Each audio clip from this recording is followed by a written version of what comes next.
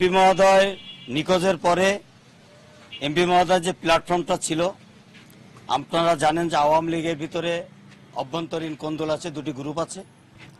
তো এমপি মহোদয় নিখোঁজের পর থেকেই আমাদের যারা মনোনয়ন প্রত্যাশী ছিল, এর আগে যারা এমপি হওয়ার স্বপ্ন দেখেছিল, তাদেরও বিভিন্ন গ্রামে বিভিন্ন ইউনিয়নে কিছু নেতাকর্মী আছে উচ্ছৃঙ্খল। এমপি মহোদয় নিখোঁজের পর থেকেই তারা মূলত এমন একটা ভাব তাদের মনে হচ্ছে যে আমরা আওয়ামী লীগ করি, আমরা পতন হয়ে গেছি, তারা বিএনপি ক্ষমতায় চলে আসছে।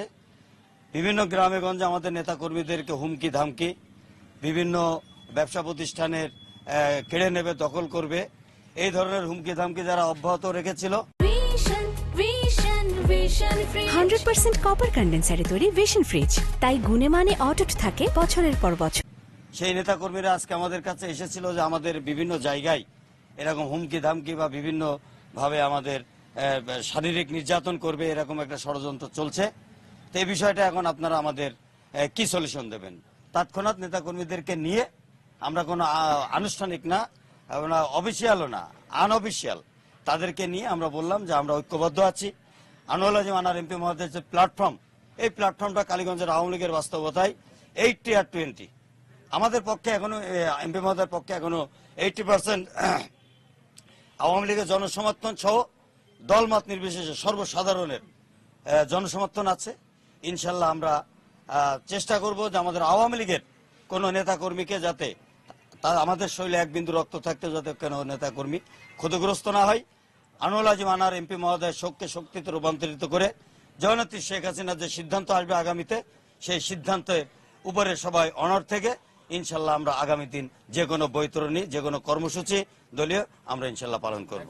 মেনশন আছে বেশ কিছু জায়গায়, এগুলো আসলে কারা করছে আপনারা একটু খোঁজ নেন। নলডাঙ্গাতে হয়েছে, তারপরে রঘুনাথপুরে হয়েছে, ঝনঝনে হয়েছে, এই কাস্টমাঙ্গা ইউনিয়নে, তারপরে আপনার এই পূর্ব অঞ্চলে কিছু জায়গায় হচ্ছে।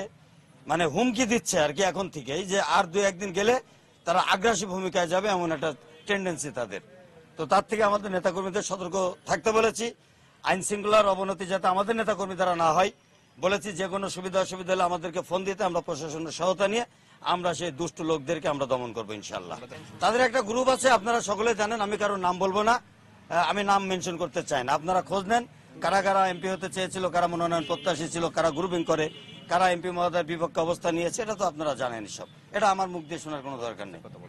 আর আমরা এই ইসের ভিতরে কিছু কর্মসূচি গ্রহণ করলাম যে আমরা ইউনিয়নে আমরা ইউনিয়ন চেয়ারম্যান, আওয়ামী লীগের সভাপতি, সম্পাদক, নেতৃবৃন্দ দিয়ে আমরা আপনার মানববন্ধন করব।